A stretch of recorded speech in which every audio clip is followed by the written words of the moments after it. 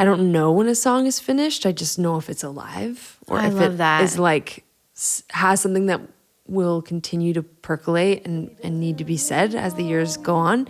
That's beautiful. I've been spinning out on too many big words you could do without, and everything we dare not say out loud are written on our faces. Hey, I'm Norah Jones, and today I'm playing along with Madison Cunningham. I'm just playing along with you. I'm just playing along with you. Hey, welcome to the show. Thanks for joining us. I'm here with Sarah Oda. Hello, hello. Welcome to our show. We have an awesome episode today. We have the Grammy-winning singer, songwriter, guitarist, and pianist, Madison Cunningham. She has collaborated with tons of people, including Lucy Dacus, Remy Wolf, Mumford & Sons, Lucius, and Andrew Bird, a lot of our podcast homies. She's an incredible songwriter. Her lyrics are very emotionally sharp, and she's a real storyteller. I love her music. It is something about it. It's just like arresting, and it's very, very beautiful and heartfelt. But also, she's an incredible musician, and it's complicated. So it's all the things wrapped up into You feel a perfect all the things. vessel. Her voice is incredible too. So good. beautiful. You're going to hear her beautiful voice. You're going to hear kind of how she became such a poignant lyricist, and also some of the musicians and artists that inspired her along the way. And yes, amazing music as always from across Madison's catalog, including her latest album, Ace, that came out last year in 2025. A very beautiful album. Yeah. Come join us with Madison Cunningham. There is some spicy language in this episode, so listener discretion is advised. It's not that bad, but just so you know, it's there. Okay. Okay.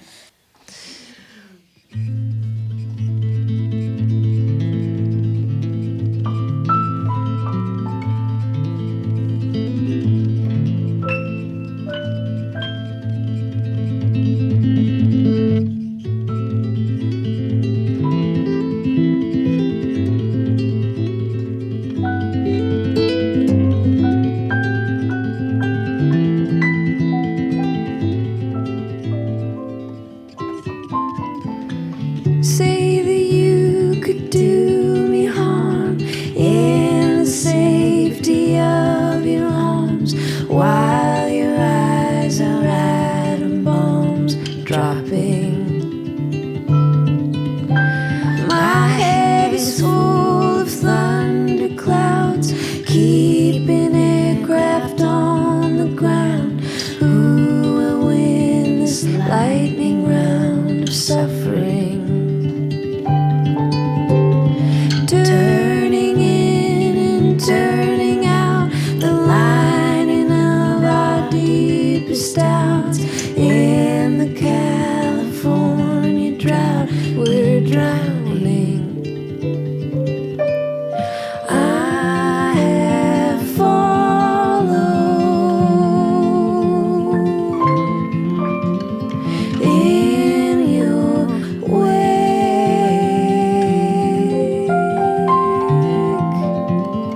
in your image I might pray.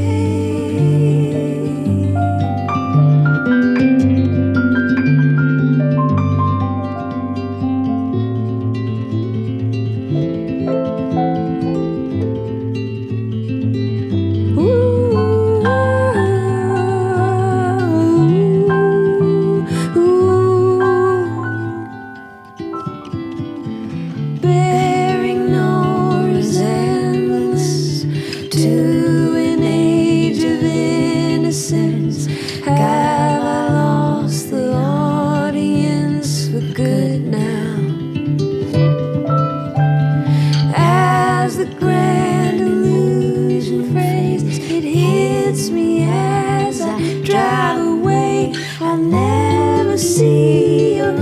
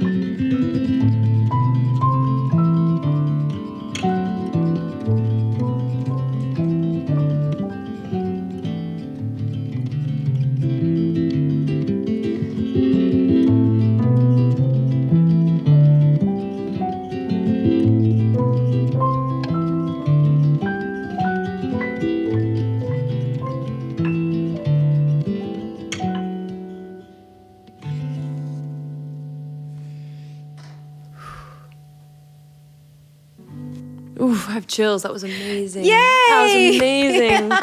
That was the hardest one. I know. We got it. You're so good. That voice is just. Oh, your voice has been making me cry all week. Oh man. It's so beautiful. It just felt like music. That's how it should feel. That is what it is. Yeah. Wait a second. It's music. Oh my God. It's music. We know Oh, it that is. was so beautiful. Your feel is so beautiful. Oh, your feel. That was Oh, this is gonna be amazing. compliment salad Yeah, here. this is a compliment salad coming right up. I love your guitar playing. Thank you. It's so amazing. Thank you so much. How do you do it? How do I do it? I don't know. I don't When know. did you start? When did you start? I started playing guitar when I was about 4 or 5. Oh, wow. Okay. That makes sense Young. now. Yeah, my dad was he played guitar. He played acoustic guitar, and like as a kid, I was told by my parents that I wanted to play kind of immediately, and I think I just really wanted to be close to my dad and wanted to share some sort of like a language with him and subconsciously, you know. And That's really sweet. yeah, it was almost like picking Yeah. up a baseball bat or something and being like, let's go play catch. You know, that was the feeling of learning to play, which was, yeah, I mean, my love for it has grown and changed and morphed over the years. But I think watching his passion for it also was just naturally going to be infectious. you know? Okay. Yeah. Was he professional or hobby? He was. I mean, Okay. within church circles. Oh, cool. Yeah, and he's still doing it, still performing and writing his own music, and he's been a big support. That's for great. me. Yeah, That sounds really sweet. yeah, Yeah. It's very sweet. Did you take lessons when you were little? I started taking piano lessons first. Okay. And my piano teacher was very quickly caught onto the fact that I couldn't I couldn't read music, and she was trying to teach me, and I couldn't it never stuck. So she Is was it like, because your mind was too fast with the music part and you already kind of knew what you wanted to hear by ear? I think it must have been that. It was like just I could replicate what I heard pretty quickly by just by just memory. And I think she was like, let's just focus on ear training. And I do regret not having learned, or I wish that would have kind of settled in. Do you really? I had a little Really? bit. Really? It hasn't really come up, I guess, but like it was Exactly. And it's not gonna. It is like math. It's like Yeah. I really needed that. Yeah. But yeah, anyway, that was kind of that was where the love for it started. That's cool. When did you start playing piano? I was 7. I started taking lessons. Okay. Yeah. Wow. I didn't want to practice though, so I wanted to quit. Yeah, did you hate it? You must have hated it. My teacher was really nice. I wanted to take lessons. I wanted to play piano. My teacher was great. I mean, it was just the classical programs, and it didn't really vibe with my brain, I guess. And Yeah. then I quit after 5 years because my Wow. mom said I could after 5 years. Wow. Only after 5 years. So I quit. And then about a year later, I got into jazz, and that worked with my brain. Were you reading? How were you ingesting it? I was just listening to it, and then I had this great teacher. I started playing saxophone, and then my saxophone teacher turned me on to this great teacher in Dallas named Julie Bonk, who taught me how to read chord changes. And she encouraged me to write, even though I was a little shy with that. But she like taught me how to outline chords instead of reading like staff paper, you know, Right. just chords. She was like teaching you the sketches of learning how to write songs. She really was. That's And so cool. yeah, she was cool. I mean, she still is. She's still around. But yeah, sometimes you just need another way in, you know? Yeah, right. Like I was actually homeschooled, and I feel like I Oh, used wow. this parallel, like the whole way through. Okay. Never stepped foot in a classroom, but I have so many questions. man, I'm open. You can ask me Amazing. anything. It was, you know, it's all I know, and so I don't have a lot to compare it to. But like, I feel like every kid is like needs to learn differently, and the beauty of being homeschooled was, I think, and my mom was my teacher. She was able to kind of curate the curriculum for what worked Yeah. with my brain, and I think that's how music's always been too. Like I grew up kind of thinking like I was like slow or something, not because my family made me feel that way, but because I was like, oh, the way that people learn, I'm not learning that way. It's So different. Yeah, it's different. And You it was- realize that later. realized it later. Yeah, in the moment, I don't think I had language for it. I just was like, I just know that I enjoy this, and I want to throw out all of the rule books that come with it. And yeah, I think I love that music is that. It's like any one of us can find our own entry point into it, and it's the most necessary. Also, if you're writing songs, is to Yeah. find your Throw the rule book out. it's almost not worth learning the rules. Yeah, it's not. Well, it's not because you don't want to follow a formula. Yeah. Because what's so magical about your music is that I felt kind of transformed when I was listening to all these songs. I mean, it's just your way of writing. It does. I was going to ask you how you got so good with lyrics, you know, like, are you into poetry, or maybe it's just the way things form in your brain with your background, and like, it's just so beautiful. These words, everything. Yeah, your writing is amazing. That's so fun. Lyrics are the thing I'm the most insecure about. Really? Do you work a lot at them? I work very hard Okay. at them. This last record was such a weird, it was kind of the exception to the rule. Like usually I take a year to write a record, and this one was written basically within the lifespan of like 2 months. And it was just, I think it was the first time I'd ever really experienced heartbreak. And so Wow. everything was Yeah. really clarified. It's hard and fast, Yeah, right? hard and Whenever fast, you're man. feeling it. Yeah, exactly. And what was so scary was leading up to that, I was feeling all of it and had no way to articulate myself, and it felt like a trap, and I like lost the power of language, and I felt really distant from music and just distant from myself, the whole thing, you know. But these lyrics were like, I definitely edited them and really, really cared about it, but I felt like it was, the more that I messed with it, the more it put up a fight with being messed with. And usually I've found that it's like, for the better, when I've really sat and toiled with lyrics and editing. And it also must come from like, because I was homeschooled, I have a stigma about just naturally not being good with words. Really? It's very silly, but it's Because something. you're so good with words. Maybe it's just a way, maybe it's been my way out, or my way of like finding my my footing or value in myself. And I'm always like, again, very unsure that I'm being understood, or that Really? they're Aw. good, or it's an interesting thing. I think we all kind of feel like that. Yeah. But that's interesting because your lyrics are pretty jaw-dropping to me. I just find them really, they're so poetic that you think, or I think, coming from this as a listener, I think, wow, she must really like work at these, but at the same time, they're so heartfelt and it doesn't feel like they're overworked. Does that make sense? That makes that Which is the a biggest really compliment. nice place to be. Yeah.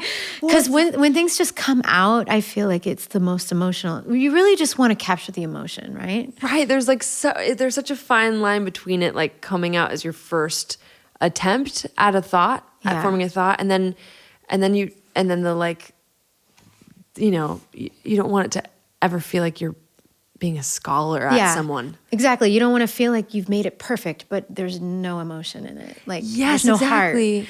Someone, I bet you get asked this question a lot, but someone recently was like, how do you know when a song is finished? And I've always just had the worst answers for that. And just recently, I feel like the answer that I actually get behind and is the most true for me is like, I don't know when a song is finished. I just know if it's alive or I if love it that. is like has something that will continue to percolate and need to be said as the years go on.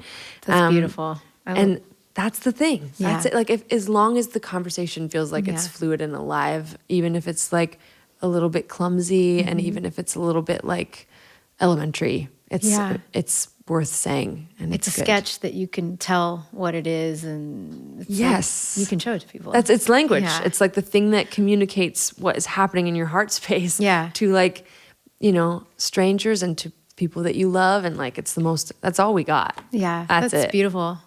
You're coming at it from the right place. We're trying. The motives get skewed, but we try. We try. I know. It's beautiful. Man, you're so good with lyrics too. I appreciate that. What's your thing? I came to it much later, and I've always felt kind of not good at it as well.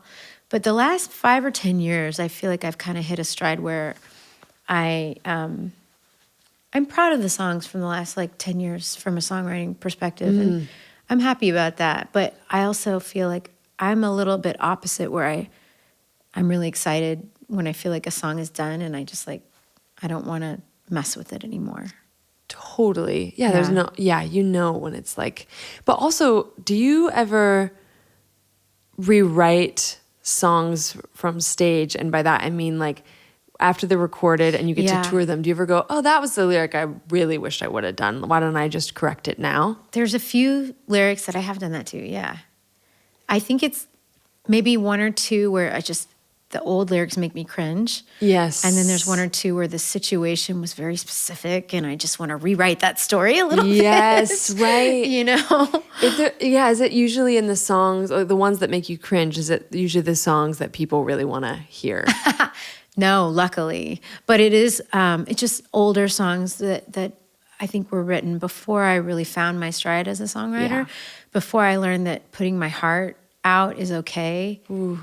And I would try to take all the yous and me's out and like clean it up from the casual thing. But really the you and me is what it's about.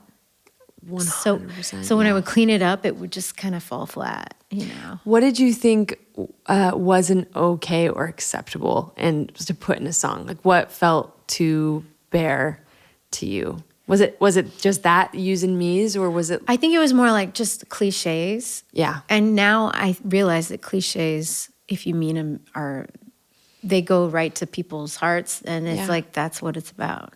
It's the same reason that like I will want a steak for the rest of my life. A steak? A steak. It's a classic. It's a classic. Exactly. It's a cliche, but it's like it is for a reason. It Exactly. is. And like cliches are so important, and I think the best songwriters are the ones who recognize that and go, how do I just reframe it? How do I redish it, replate it? Yeah, like I'm never looking for a cliche, but if something comes out and it happens to be pretty simple and like universal and maybe used before, maybe in a different way, but I'm fine with it. Are you a Friends fan? You know, the classic sitcom? Heck yeah. Do you remember the episode where oh my God, I'm forgetting his name. He's like the dumb one. Joey.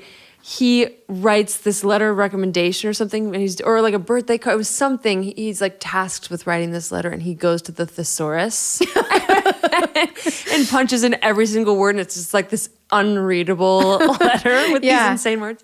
I feel like the more profound that we try to be, we sound like that. Yeah. And totally. the less that we try, it's all about just making the veil as thin as possible. Yeah. And that's the key to, I think, relatability, obviously, Yeah. but also like true poetry Connection. and connection. Yeah. It's just funny that we always think that we have to find the craziest ingredients, Yeah. to make it worth somebody's time. And that's usually the thing that people, they don't really have time to listen to. It's too rich. I think they can see through it. I think you got to give them a lot more credit. It's We like- have to. Yeah. I know. Why do we make our audiences so dumb in our minds? I We're don't just think like, we do. I think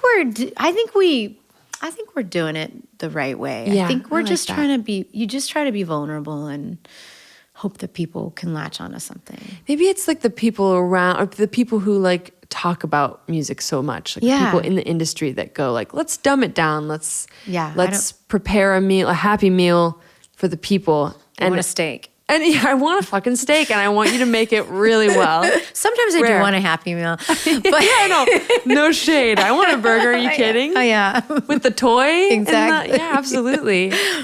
Not above anything. Oh, this is already so fun. This is the best day I've had in a long time. Yeah. Where do you live? I live in Frogtown. What is that? Frogtown. Is that here? That's so fair. Yeah, it's here. Oh, It's okay. like backed up to the Los Angeles River. Oh, and cool. it's on the bike path. Okay. Actually, most people in LA, when I say that name, they're like, I don't know what you're talking about. Is it an old? Did you grow up here? No, I grew up in Orange County, which is, 45 minutes south from here. Okay. But it's such different worlds and cultures that It's like not that close. I have to really. clarify. Yeah. Gotcha. I would love to claim Los Angeles, but it's Orange County. And so Frogtown is like this little island of Silver Lake, I would describe Okay. it. And it used to be back in the 40s, 50s infested with frogs. So it got dubbed that name, and the frogs are no longer there, which is kind of sad. Oh, I know. they got magnolia'd. Yeah, they migrated. They croaked, so to speak. Boy. Well, do you want to do another song from your new record, which is so beautiful? Thank you. I really love it. Thank you so much. Congratulations. It just came out a few days ago, right? Yeah, it did. Yeah. It did, yeah. Yeah, it's really beautiful. And you play a lot of piano on it. Yeah. And I love your piano playing. Thank you. That means a So- lot coming from me. I kind of it was just out of interest and love. It wasn't meant to be like a statement, really. It just felt like it was the right sound and shape for the music. And Is it how you wrote the songs? some of them, my full name, the one we're about to play, was written on guitar Oh, wow. first. That's interesting. You changed, yeah. Well, what I was doing when writing those songs, there was a lot of just like me testing the strength of the song. And I feel like kind of switching instruments is really helpful to be like, oh yeah, this still stands without like the branding of an instrument or because that has been the trap I think I've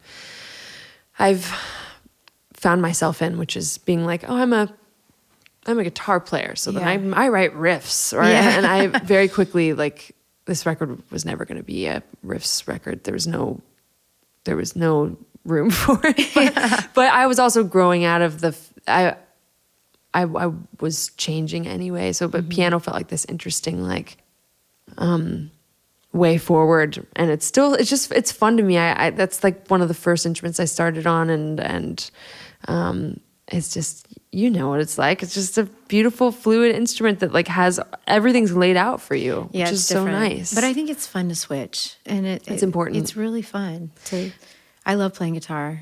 I'm not great, but it's like I didn't know you played. yeah. I mean, I write more on guitar. I feel like it opened up writing for me in my early 20s. I had a hard time writing songs on piano because I was used to jazz chords. Whoa. And then when I stripped back the sevenths and stuff, it just sounded like a square piano chord. And I didn't know how to make it sing yet. Right. So when I started playing guitar, I would write. It opened up songwriting for me. Who are the people that made songwriting make sense to you? Like, who are the North Stars that made you go, could I try and write a song like that? I mean, probably all the ones. All the ones. You know. Yeah. Probably Willie Nelson, because his songs are deceptively, they sound simple, but then they always have like a little twist, you know? It's absolute perfection. It's pretty great. Yeah. Yeah, Probably it doesn't him. get better. Dolly doesn't hurt. You know? Dolly doesn't hurt. I was just thinking about her today. Yeah. As I always am. Yeah, me too. That song, Here You Come Again. Oh, is God. It's a fucking masterpiece. It's so good. All the twists in that. I mean, there's some really bold key changes, but you don't feel it. That's the thing. That's the mastery part. yes, Yeah. it's the sleight of hand. For What sure. about you? What'd you grow up loving? I grew up with nothing. I mean, I was like, me and my parents laugh about this now because they're such different like music consumers now. But at the time, they were really young and they were just really worried about what we were listening to, and there was just a lot of rules around what we were listening to. Was it a lot of religious music? Yeah, or- it was. I mean, and there were some bands I still really get behind. A band called Isley. There's these sisters, and I met them recently, and I think they still had such wonderful musical ideas, even though they're not a band anymore. And a band called Mute Math I loved, and like that was kind of still within. I don't know if they would align as like Christian bands, but adjacent to that world, and so acceptable, yeah. And those are the things that I was like into as a teenager, but I didn't hear the Beatles till the actual day I graduated high school. Really? Didn't grow up with it. Didn't grow up, I mean, really with a lot of the people who changed music for me and changed the way that I related to it. And it's all about permission too. You know, it's all about like finding the artists that allow you to be yourself and to like give way to your strangest impulses. Like, and I think, or bravest or whatever it is, like Joni, I had a real, obviously, I mean, everybody has, but had an awakening with her when I was 18 years old. Was like, I ended up in Portland. It's a really long story, but someone lent me their car and I was just driving across all of the bridges and listening to Court and Spark. And I just was like, this is what it means to be a woman. Like, That's amazing. she's singing about who I want to become. Yeah. That's a good moment when you can you can remember that moment. I can still smell it. Yeah. Like I remember what the car looked like, felt like, and just how it came through the speakers. And I ended up at this like mansion with all of these roses, and I just think it was insane. It was like a psychedelic experience, truly. That is another story. Yeah, that's another lifetime. We're about to jump into a song, but anyway, probably our heroes are probably similar. It's like just the grandmothers and grandfathers of everybody. Yeah. It's such a good thing to have that moment with a record. Yeah, I know. Like, and you especially never in forget the car. It's a real special place to have a listening experience. Yeah, you don't. Do you have a car? Do you drive in New York? Very little. But I had a 71 Cadillac sedan DeVille when I was in high school in Texas, and it had no AC one summer, which sucked. Yeah, Been there. in Texas. And but I still just wanted to get out of my house and drive around at night. And I just remember listening to Otis Redding in the car. Damn. Over and over on this cassette, and it was the best thing ever. That's my moment in a car. In the car. Yeah. There's always going to be one, especially given that like you tour and I tour. It's like it was always in our bingo cards. Yeah. Do you want to try my full name? Try We're it. going to I'm switch. Move over here. Okay. Do you just keep going? All right. Yeah. Nod. This is the easiest thing. This is so wonderful.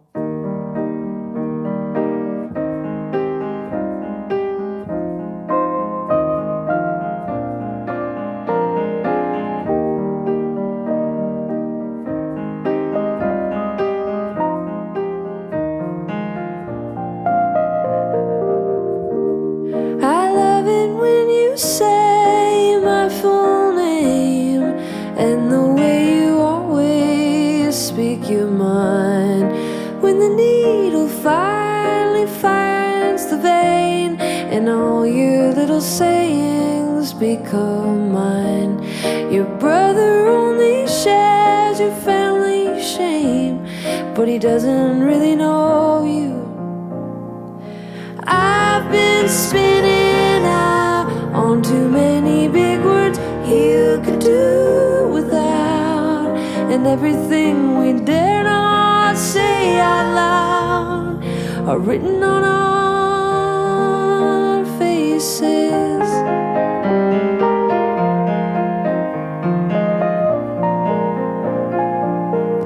There's a water leak the size of Berlin coming from this vessel that we're in, running from my eyes to your chin.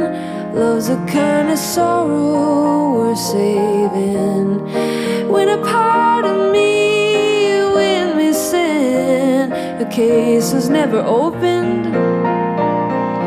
I've been keeping count of all the wildflowers where the plane went down, and every living soul that's never found are written in these verses.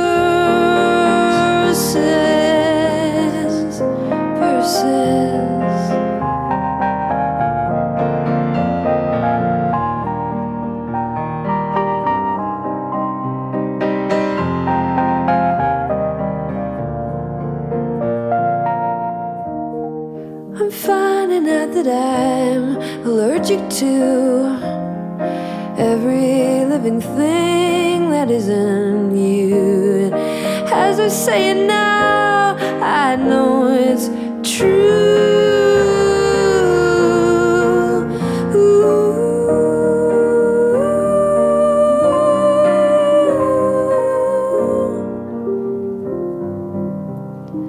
I don't want to leave this town, but you know very well I can't wait around. But since it's getting too late to change it now, might as well embrace it.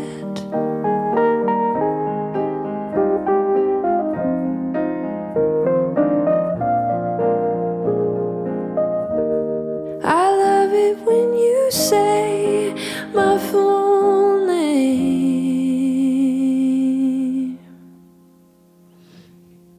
Amazing. Damn. That's a beautiful song. Thank you so much. Yeah. I appreciate it. Start crying. Man, hearing you play Whirly reminds me of this record that I love so much by you, and I'm forgetting the title of the record, but it has that song "Goodbye" on it. Oh, Say Goodbye? Yeah. Yeah. That's got Whirly. I forgot. Yeah. Yeah. Yeah. It's got weird chords. Yeah. Is it that same key?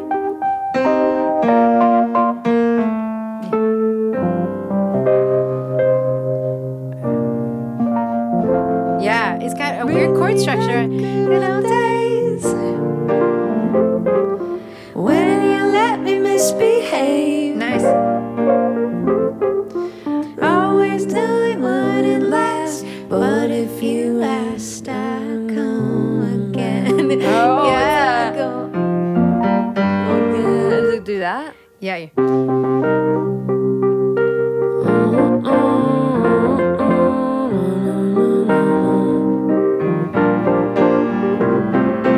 Ring, it's alright, it's okay. That's not right. Let you miss. It's not an F. Is it? Is it a different key? No, it is right. Whoa. Well, it ain't easy to stay in love if you can't tell a lie.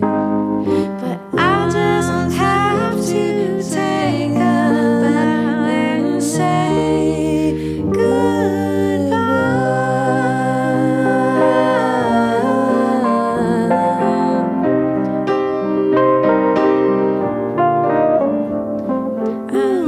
Yeah, nice. awesome. I love that. I fucking love. When I made my first album, that was the I'm outing myself, but that was like a big reference track for me. I was like, Oh, that's how cool. do we make it sound like this? That album sounds so specific because I made it with Danger Mouse. And those chords specifically on that song, I mean, those were his chords. Okay, you wrote that together? We wrote all the songs on that record together. Whoa. And he's an amazing songwriter. And I had never written with someone in the studio before. Really? So you were doing it on your own and then bringing it in? Well, or I also sang a lot of songs up to that point by band members and did covers. The album before that, I did write all the songs, kind of, and then, but I brought them in. I didn't write them in the studio. Did you feel scared to write in a studio? Or was it liberating? Or? Yeah, Brian and I were friends at that point, so that was good. But I was still kind of freaked out, like, what if I can't come up with anything? Yeah. And it was a huge, it was like one of the turning points in my songwriting, I think. Because I realized, he said the best thing. One day we were kind of tooling around with something, and I couldn't figure out a bridge, and we didn't have any ideas. He's like, it's fine, we'll figure it out. Maybe tomorrow or the next day or the next day. Whoa. And I was like, oh. You can do that? You mean I don't have to worry about it? He like took that off my plate. Then we did.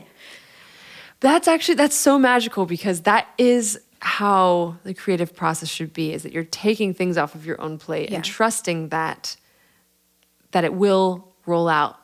When it's ready. Yeah, when it's ready, and then it's and it will be the thing that you want to say. That was the biggest lesson. And ever since then, I don't force anything. Yeah. And so now it's easy. And it's not that it's easy. It's that I'm not trying to pull something out that's not there. Well, right. It's never easy, but you're not deliberately getting in your own way or making it harder than it has to be. Yeah. Comes when it comes. It's so zen. It's so like, there's so much surrender in it. And I love it so much. It's probably the thing I'm the most like, I'm learning to be more loose with, because it's true. I've had the same experiences with people. I've been lucky enough to be around musicians who are so good at that, and they know time management, and they know that morale is the biggest thing. It's like it's a thing, like my dearest friend, Mike Viola, like his whole thing when we've recorded together is very much like, are we not feeling it? Then let's walk away. Yeah, exactly. It's not because of apathy. He is not apathetic. He just knows when it's going to like soil an idea for good. Yeah, that's also, anytime I've recorded something and it's not feeling right, but we still finish it, that's bad juju. It's bad. It's bad. It's mistrust. Sorry, that was a weird. She's spitting and she's coughing. I'm like, what is in my throat? Yeah, that throat coat is loosening. Betraying you. Excuse me.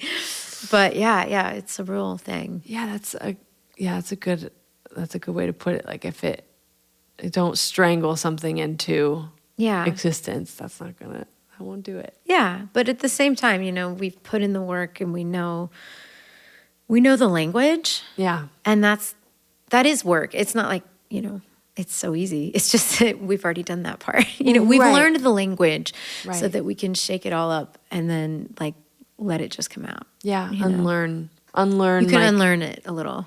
So I guess maybe I'll take back my previous statement where I said like the rules aren't worth learning. I think they actually are. Yeah. But so is flexibility, and so is like you have to do it all at once. I think I'm a recovering perfectionist for sure. Oh yeah. I wonder if you have a similar thing just because of coming from the classical world. Like that must have been. You don't. No, I'm lazy. I'm the laziest. You'd never ever know that. Okay, I work hard because I'm always working. Yeah. But I don't practice well. Like I won't sit at home and work. Yeah. Unless I have something to work for. I think that's good. So that's kind of why I like to stay busy. Yeah. Yeah. Busy enough to keep yourself sharp.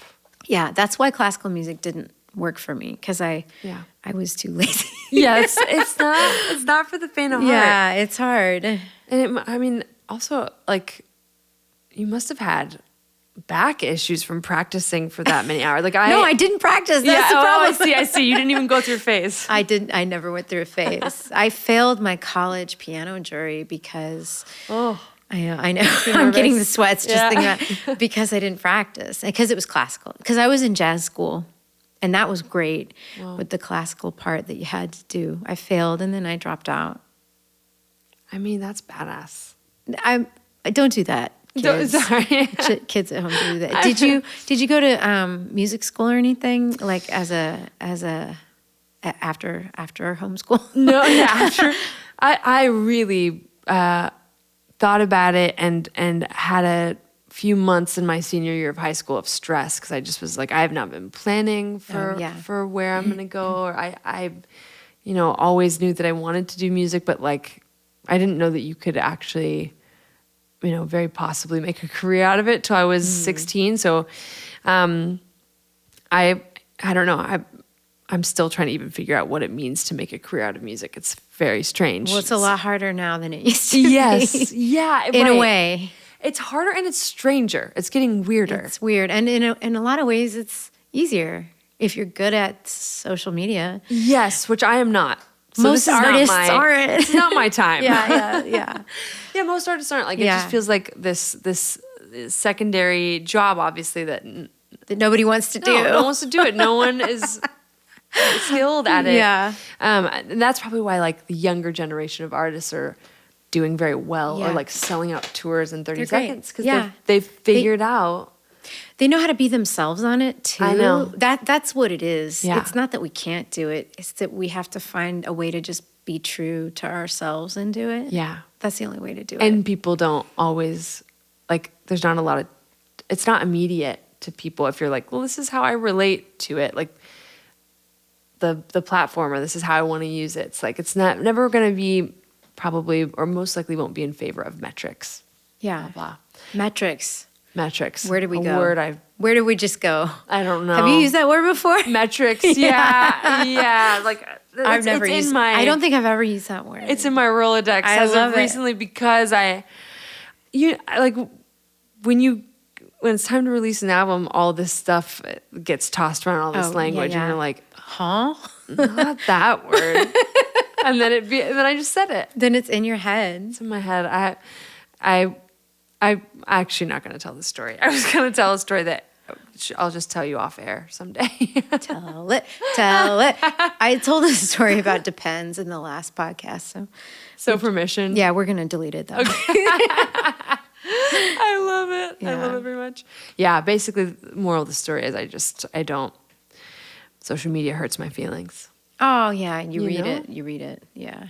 Yeah, I mean, I guess I mean that in less of like it actually hurts my feelings. It's more just like the idea of like technology and trying to get good at it. That kind of technology, I'm just like, that's not my bag, and I will get left behind. That's fine. I don't want to like try and compete on TikTok. I'm not going to do it until you want to sell a tour. Yeah. Right, that's when the deal with the devil's made. It's like there's all these if-thens, so don't count it out. Yeah, no, I know. It's Talk the tick. I'm going to talk the tick. Tick the talk. Talk the tick. Are you on TikTok? I don't know. I don't know. I don't even know. I do videos, and sometimes my manager posts them, and it's great because I don't know how. Yeah, I love that. I don't have my login info. When did it become apparent that you were like, oh shit, that Instagram and everything is I have to like play this game?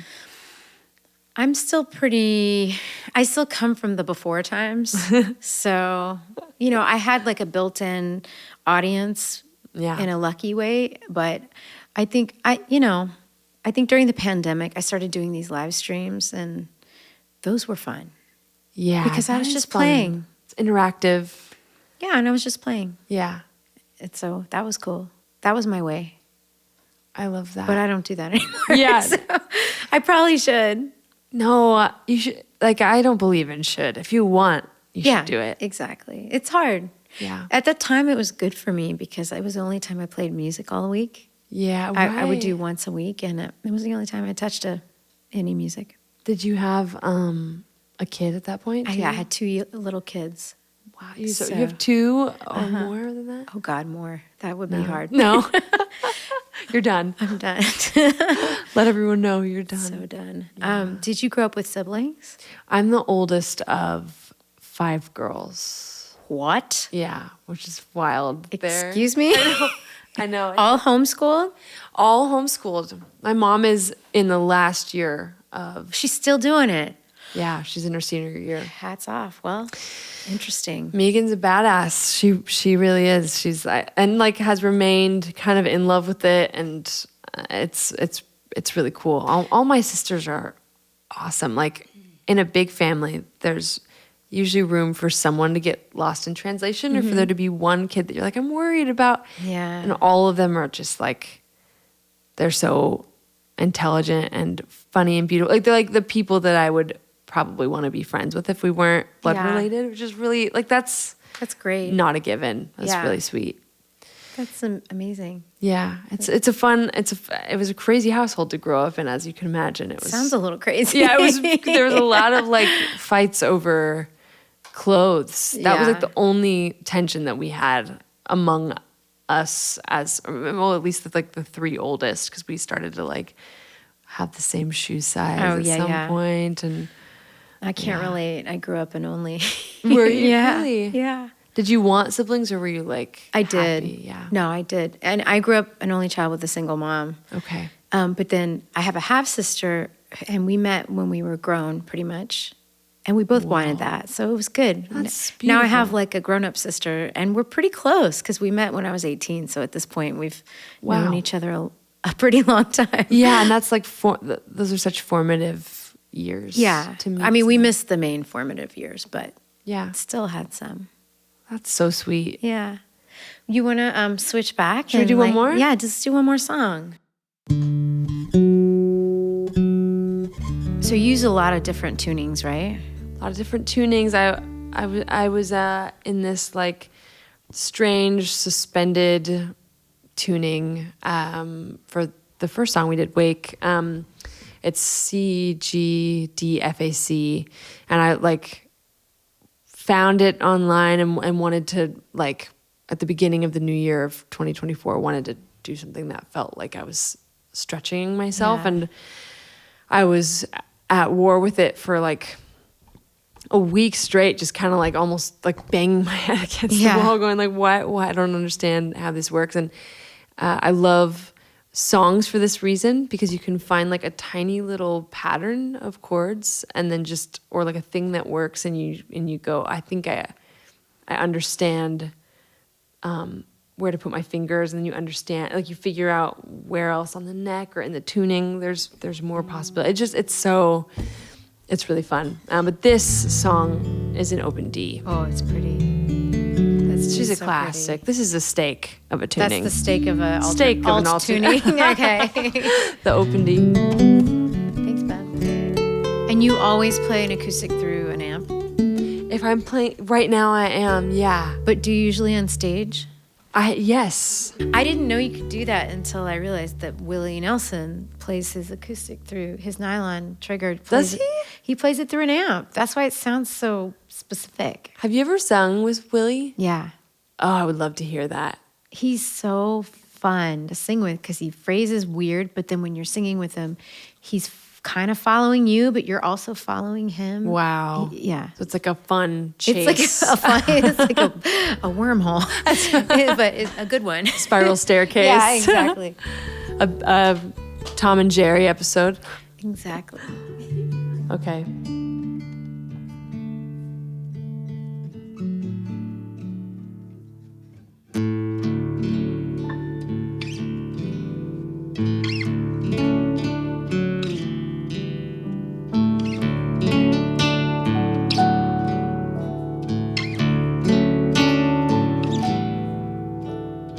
Once your girl, I'm always your girl. When I'm here or when I'm there or on a plane headed somewhere, you were staring down the cars, hoping it would be one of ours. Children and grandchildren riding your cars. But how long were you waiting for me to make a left down your street.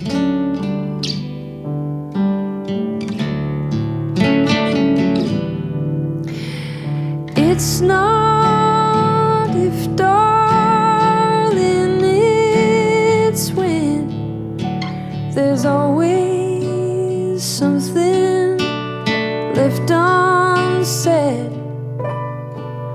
Were your eyes green? Were they blue? What was it that I forgot to ask you? Busy hands I set on down to say I love you right out loud. I'll bet you're making heaven laugh, but it feels like tears and memories are all we have.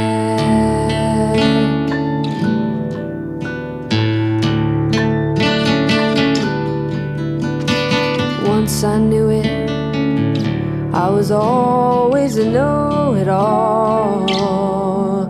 Too busy, too stressed out to take your call.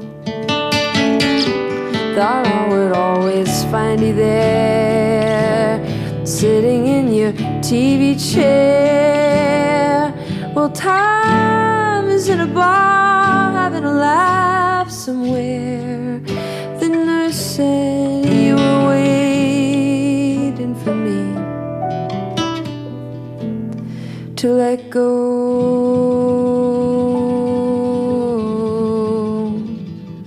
to let it be. It's not if, darling, it's when there's always something left unsaid. Were your eyes green? Were they blue? What was it that I forgot to ask you? Busy hands are set on down to say I love you here and now. Did God need a new lead in his band when this world and its people are all we have?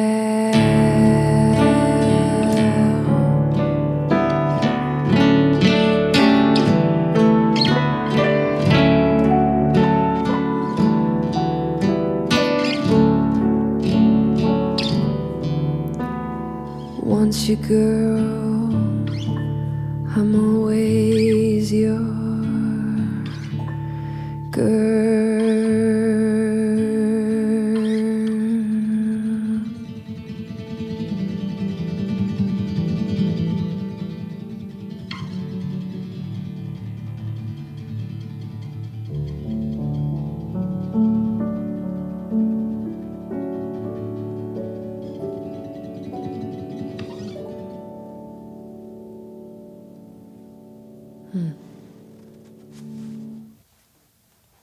That's perfect. That song makes me cry. Thank you. It's so beautiful. Thank you. Man, I just got lost playing with you. It's funny that you just said about yourself that you're like, I'm so lazy. Like everything about the way you just played is like proof of someone who's put in so much work. And also to be free. Yeah. Like, and everything you've played just works. It plays around and within the rhythm so beautifully that I feel overwhelmed. Thank you. Me too. I'm glad you changed the key because you were also very free with this song. You must have played it for a long time. Yeah. Yeah. Yes. So it's much different from the recording.